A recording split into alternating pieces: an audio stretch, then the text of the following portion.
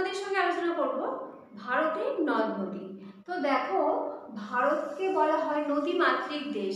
এখানে মানচিত্র দেখেই তোমরা বুঝতে পারছো যে ভারতের পুরো দক্ষিণ, উত্তর থেকে দক্ষিণ, পূর্ব থেকে পশ্চিম সমস্ত জায়গাটাতেই জালের মতন বিছিয়ে রেখেছে ভারতের নদ নদী। প্রধান নদী, তার শাখা নদী, তার উপনদী, এগুলো পুরো জালের মতো ভারতকে বিছিয়ে রেখেছে।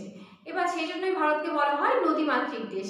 তো দেখো, পুরো নদী একসঙ্গে পড়ানোটা সম্ভব না, বা সম্ভব হলেও একসঙ্গে সব বলতে গেলে তোমাদেরও শুনতে গুলিয়ে যাবে। সেই জন্য আমি উত্তর ভারতের নদ নদী, দক্ষিণ ভারতের নদ নদী এটি ভাগ করেই পড়াবো। তো আজ তোমাদেরকে বলছি, দেখো এখান থেকে বর্ডার দেওয়া আছে, এই অংশ হচ্ছে, এই অংশের ওপরের অংশটা হচ্ছে ভারতের উত্তর ভারতের নদী, নিচেরটা দক্ষিণ ভারতের নদী, আর এই সামান্য অংশটুকু আছে পশ্চিম ভারতের নদী। তো আমি আজ তোমাদেরকে জানাবো উত্তর ভারতের নদ নদী। তো দেখো, ভারতের উত্তরে বা উত্তর ভারতের প্রধান তিনটি নদী গঙ্গা, ব্রহ্মপুত্র, সিন্ধু।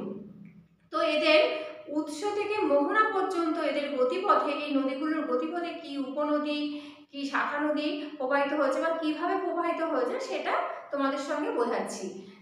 দেখো, ভারতের প্রধান নদী হচ্ছে গঙ্গা। তাহলে গঙ্গা নদী হচ্ছে এইভাবে প্রবাহিত হয়ে এইখানে এসে মিশেছে বঙ্গোপসাগরে। তো ভারতের প্রধান নদী গঙ্গা। এই গঙ্গা নদী গঙ্গোত্রী হিমবাহের গোমুখ গুহা থেকে বা তুষার গুহা থেকে উৎপন্ন হয়েছে। উৎপন্ন হয়ে প্রথমে মন্দাকিনী, ভাগীরথী নাম নিয়ে প্রথমে মন্দাকিনীর সঙ্গে, তারপর দেবপ্রয়াগে অলকানন্দা নদীর সঙ্গে মিলিত হয়ে গঙ্গা নাম নিয়ে প্রবাহিত হয়েছে। এই উৎস থেকে পুরো ২৫০০ কিলোমিটারের বেশি জুড়ে বিস্তৃত, দৈর্ঘ্যপথ ২৫০০ কিলোমিটারের বেশি।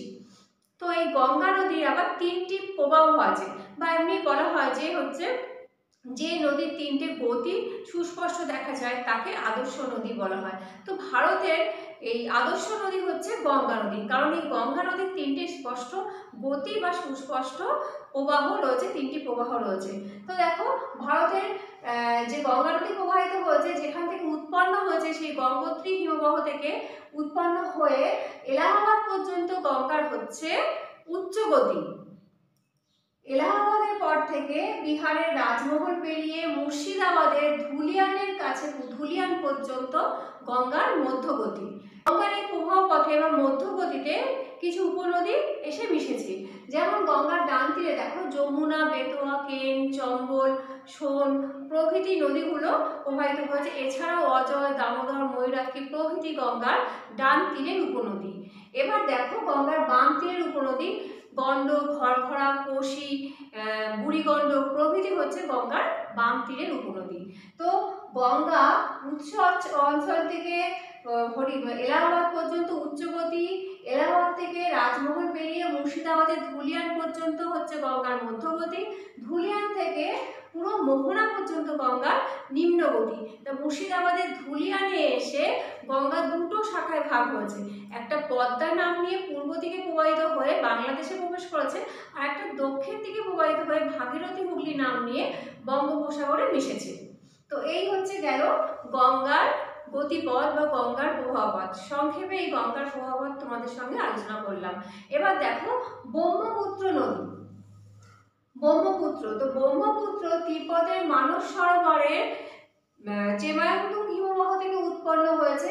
এইখানে ধরো তিব্বতের মানস সরোবর, এই তিব্বতের চেমায়ংতুং হিমবাহ থেকে উৎপন্ন হয়ে সাংপো পর্যন্ত পূর্ব দিকে প্রবাহিত হয়ে নামচা পারোয়া সিংহের কাছে অরুণাচল প্রদেশে প্রবেশ করেছে। তাহলে সিংখাবাব হিমবাহ থেকে উৎপন্ন হয়ে সাংপো পর্যন্ত পূর্ব দিকে প্রবাহিত হয়ে এখানে অরুণাচল প্রদেশের নামচা পারোয়া সিংহর কাছে দক্ষিণ দিকে প্রবাহিত হয়ে অরুণাচল প্রদেশে প্রবেশ করেছে।